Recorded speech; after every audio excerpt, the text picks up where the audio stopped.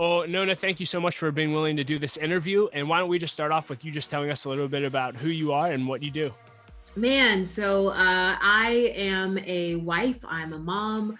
My husband and I pastor a local church in Florida. And also, I write books. I love leadership. And I guess I work for a very small startup. It's just kind of finding its way. It's called Facebook, Oh, where I I've heard of them. you heard it really? Okay, so you must be digging deep in the recesses of the App Store. Uh, I lead faith partnerships at Facebook and love what I do ministry. So that's what I do. Wow, I want to dive into Facebook and building community and things like that. But first, you have a crazy, awesome story. And can you just kind of give us an 80,000 foot view of your life story? Because I think it's remarkable. Oh man. Well, yeah. So just very briefly, whenever I'm asked to just describe myself in a few words, I always say I'm a statistically improbable product of grace. Hmm. I had a childhood that definitely does not speak to the person the Lord has allowed me to become today. A lot of abuse, a lot of verbal abuse, discounting, physical abuse. And I was labeled actually as a problem child from an early age because the things that were happening at home manifested in the classroom. And so I ended up, unfortunately, getting into some trouble as a kid. But even though I didn't grow up in a Christian home, I was invited to church by a classmate in the sixth grade, and it was there that I heard the gospel and discovered that I was actually created by a God who purposed that I would exist and gave me a purpose. And I think that changed the entire trajectory of my life. It changed my identity. And so, yeah, who I am today is in no way reflective of who I could have been had it not been for the grace of God. Wow. And from that point on, did you just kind of go all in with God and it kind of went up to the right from there? Or Yeah. did you have an up and down journey from there? Yeah, no, I dug in pretty deeply with the Lord, and I decided, I think I was about 12, to make Jesus Lord of my life, and got really serious about the Bible, got serious about prayer, and I think at some point, probably in, I don't know, college, I had my moments where I was kind of like, okay, the Jesus thing is cool, but I like these parties over here, so I had that kind of quick detour, but it didn't last long. I ended up meeting my husband my junior year in college, and his father is a pastor, and so yeah, the rest is history. Thank you for sharing that. And I do want to just fast forward to, obviously you mentioned you work at Facebook, and I love the story of how this opportunity even came to you. And so can you just share about how you got to Facebook before we talk a lot about what you do? Yeah, yeah. I've had people ask me a lot, like, how do you get a job at Facebook? And I'm just like, I don't even know. And they're like, what do you mean you work at Facebook? Of course you know. But to make a long story short, I was in prayer in the spring of 2017. And I felt like the Lord told me to leave the job that I was in at that time, which I loved that job. And so I did. And on the day that I resigned, 25 minutes after that meeting ended, a call from Facebook out of the blue asking if I was interested in learning about an opportunity to help the company build its strategy to support communities of faith. And I thought it was like an advisory board or a committee or something they were putting together. Like they never said, hey, we have this job. It was never said that way. So I was like, oh, sure, just send me some information. I'll look at it over the weekend and we can talk next week. And then when I opened up the email, there was a job description. And I thought to myself, this can't be real. So yeah, when I talked to the lady the following week, she authenticated it. It was in fact real. And 3.5 years later, here I am. Wow, that's incredible. And can you talk about what you're responsible for on a day-to-day basis?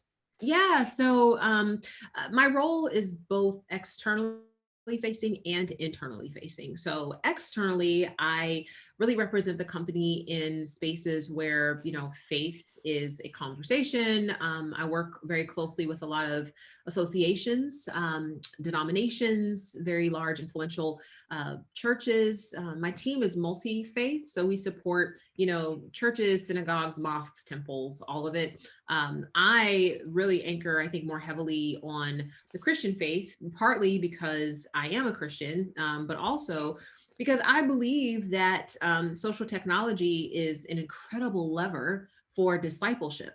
Hmm. And so, that's really the lens I bring to the work. So externally, represent the company to all these different entities. And then internally, I really try to deliver insights and feedback to our various product teams, as well as policy, legal teams, comms teams, to help them understand how we can better support faith practice and the various institutions and communities that are built around faith. Wow. You talked about discipleship. I think this is really, really interesting. Obviously, in the year we've had with COVID, I think all churches and organizations have had to make a pivot to online, and a lot of churches are figuring out how to do streaming on Facebook. But can you talk a little bit more about what advice you would have for churches and organizations to build disciples or even build community online? Because I feel like we're all being forced to, whether we want to or not. So, how can Oh, we do yeah. that well? Yeah. Yeah, well, I think it starts actually not with a tactic, but with a philosophy. Hmm. For many years, for hundreds of years, somehow church has come to be defined as a place you go, a thing that you do on the weekend, a program that you watch. And I think because of that, it's become incredibly limiting. So even this year, when every church on earth was forced to leverage technology in order to continue to exist, what kind of happened is I think many churches simply replicated their building experience online. And so you would find, live and streaming were very, very central parts of an online church strategy. And that's important.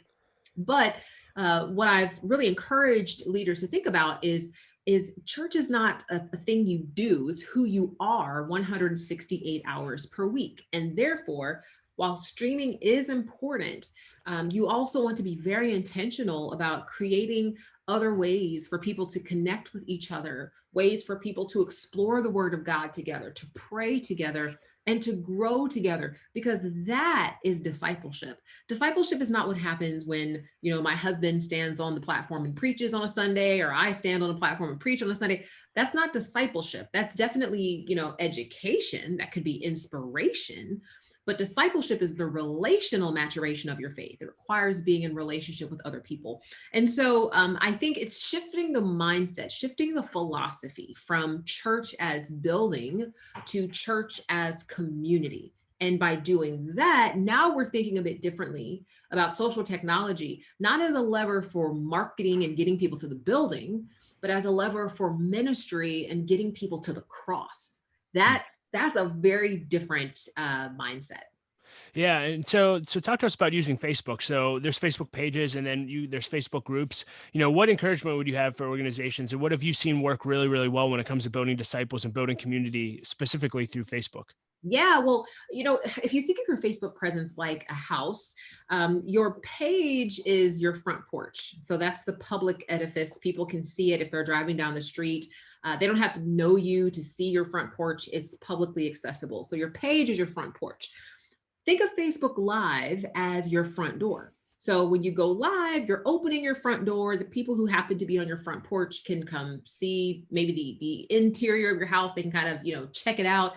They can maybe talk to you on the front porch, but it's not that deep, right? It's still very surface. Your group, though, Facebook groups, becomes like your living room, because it's the space where people can come and they can sit and they can get to know each other, and they can ask each other questions, and you can actually structure an experience for them to learn together, which is where discipleship happens. And that's why in my book, From Social Media to Social Ministry, I argue that really there are so many different social platforms, or platforms that are called social. Like we talk about YouTube and Twitter and Snapchat and all these platforms as social, but in fact, they're really more transactional. They're more broadcast than social, because social platforms should facilitate communication and relationships between and among people. Facebook groups is really the place where you can create a social experience. And so that's the place where discipleship can happen. So that's how I try to distinguish between all of those different surfaces, so people can understand, if you want to build a community, if you want to build an online church, you really need to be thinking about how to do that through groups. Yeah, and you work with some of the largest churches in America, and I'm just curious, who's really doing a really great job with this, and what specifically are they doing that you would encourage other people to follow suit with in building community in these groups? So, so here's what I'm going to say. I get asked all the time to name. Part of the reason why I don't name names is because the big secret to social technology that I want people to know is like nobody's doing it amazing because it's all experimentation. It's Wow. it's literally like, all right, Facebook's going to give you the tools, and you decide based on your goals, based on your community's character, you decide how best to use those tools. So, for example, there's a feature that was released a few months ago, I think early in the pandemic. Rooms, Facebook Rooms. So it's video chat, right? And in many ways, people compare it to Zoom, except it's built into Facebook groups. If you have a group that's less than 1,000 people, now you can use that tool many different ways, but it depends on the character of your church. So, for example, if you have a very social church, you might use Rooms to have a game night, to have virtual game nights. If your church is more kind of cerebral and you like to think about doctrine and theology, well, you might use Rooms to do a text study, right? But the tool enables you to use it in whatever way best fits you. Some of the things that I would recommend, though, and I'm going to get to Live because I think Live is the tool that like everyone's using. One thing I want to see people stop doing is stop doing 15-minute countdown timers for Facebook Live. Because the thing is, that may be important when you're in a building because people are like physically, in a lobby, or they're on the other side of the building, or they're walking out of the parking lot. On Facebook, they're there, like they're just waiting for you, but they're not going to wait forever. And so you don't want to say, all right, everybody, 15 minutes, let's wait 15 minutes, because by then they're at somebody else's service because everybody's in the same place. I think there's been a democratization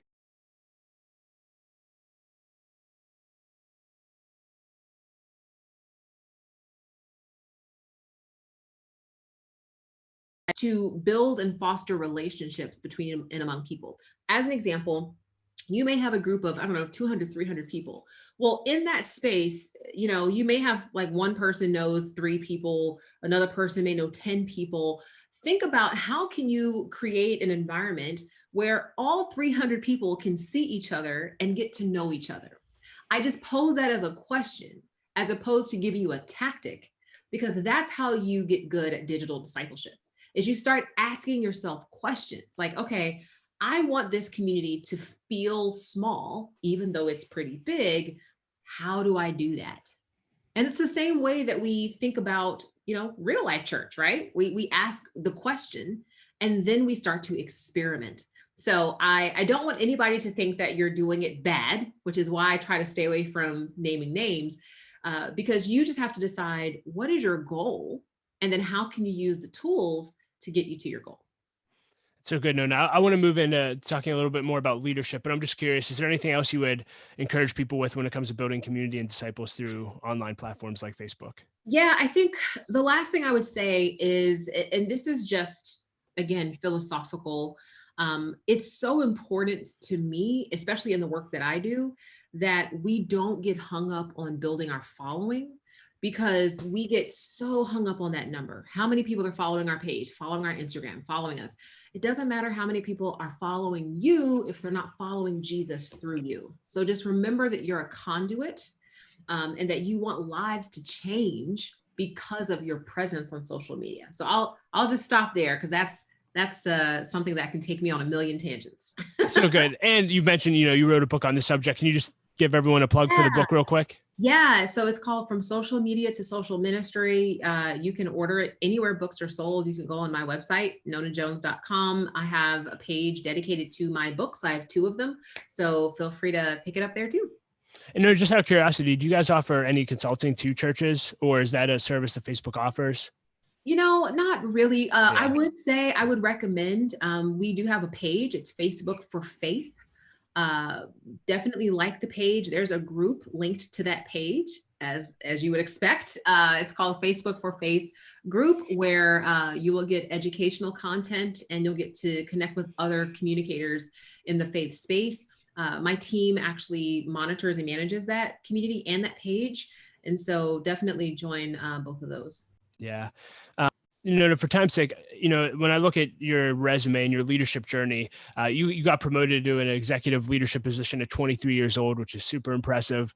I know you were part of a presidential leadership program. I'm just curious, what do you wish people knew about your leadership journey that they may not know? You all of a sudden get a call out of nowhere to get hired at Facebook. What encouragement do you have for leaders based on your story? Man, let me tell you, the headline ain't got nothing on the byline. I mean, it's always in funny to me. I'm preparing. I have a leadership academy that I do, where I have a cohort of people that I take through various learning modules as part of my Success from the Inside Out program. And I often tell them, we see the headline and everybody wants the headline, but man, the byline is the thing that gets buried. And that's all the stuff that's behind the headline.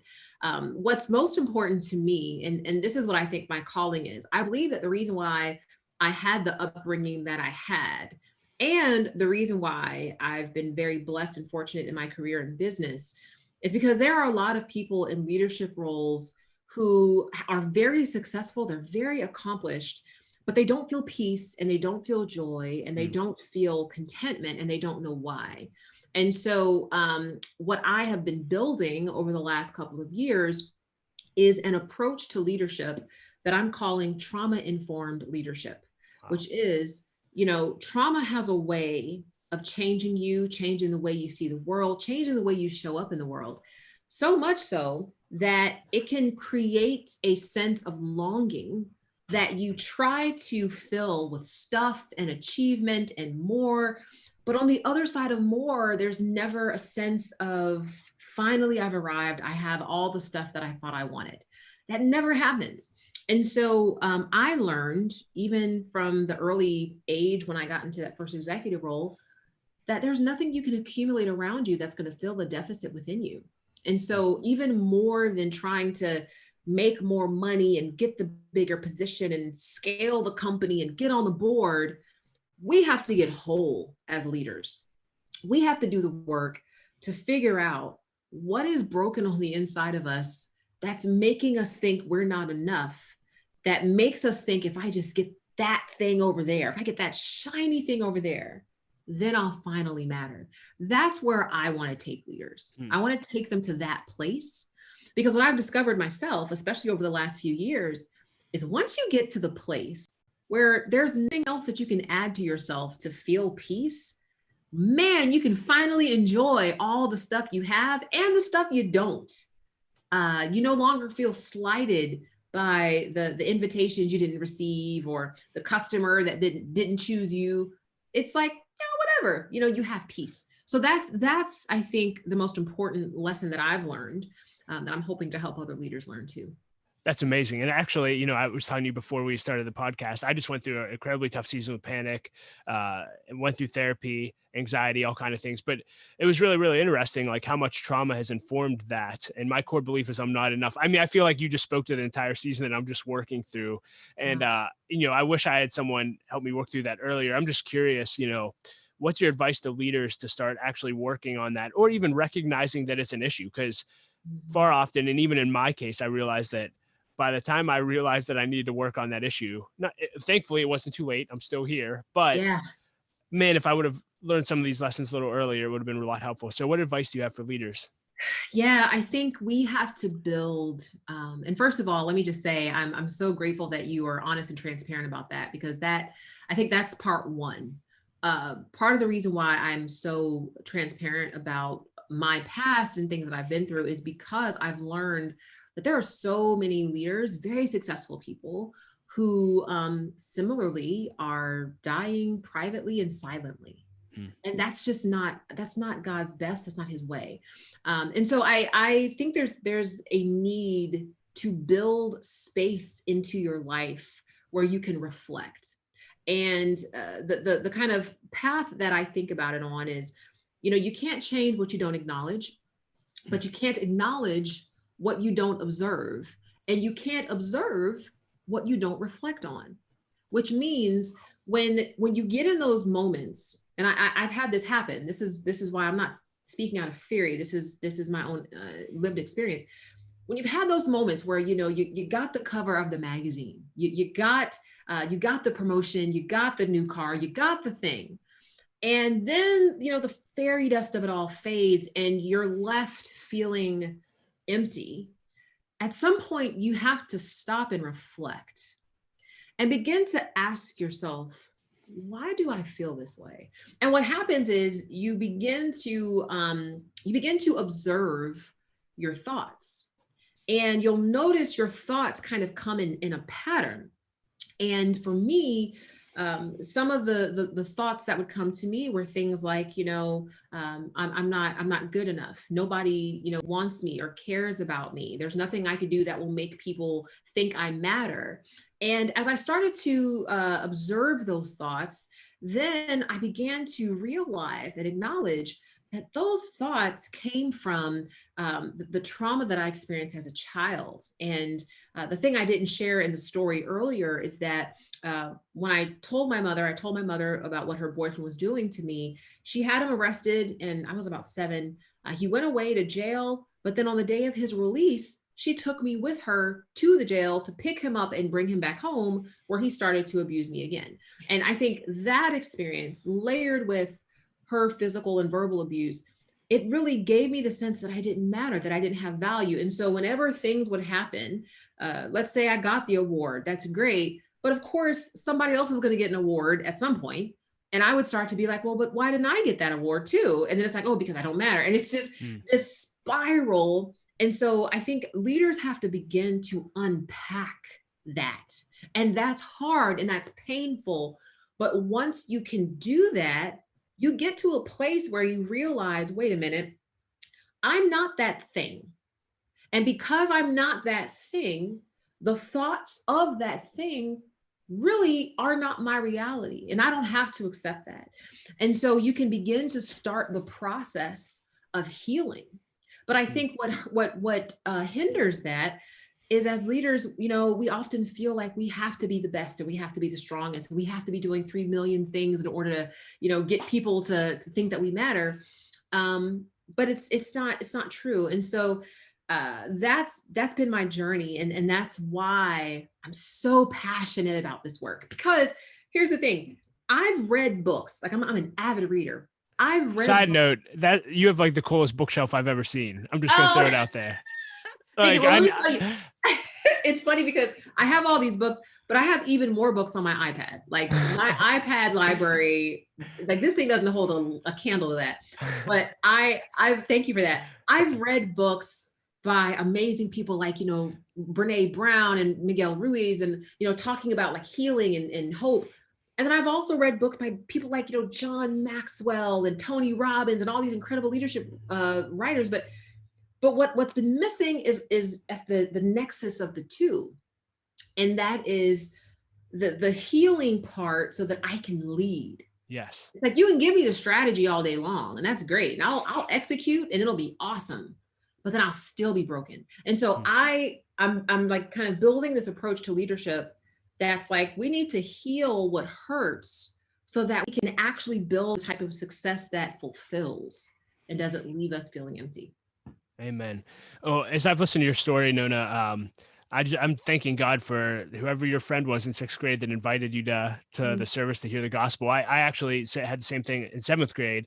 I had a friend invite me to a Baptist camp and gave my heart to Christ. And my whole life looked completely different because of that. So thank God for that person. As we wrap up our conversation today, is there anything else you want to leave leaders with? Oh, man, I would say just know that you are more than what your resume says. You have an intrinsic value, whether you accomplish another thing or not. And I just hope that you see that and you know that.